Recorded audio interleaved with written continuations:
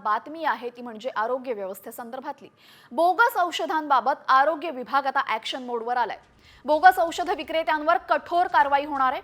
आरोग्य मंत्री प्रकाश आंबेडकरांनी या संदर्भात इशारा दिला असून शासकीय रुग्णालयातील औषधांची आता कसून तपासणी होणार आहे। त्यामुळे आता बोगस औषध विक्रेत्यांवर कठोर असा इशारा, कारवाईचा बडगा उगारण्यात येईल असा इशारा देण्यात आलेला आहे।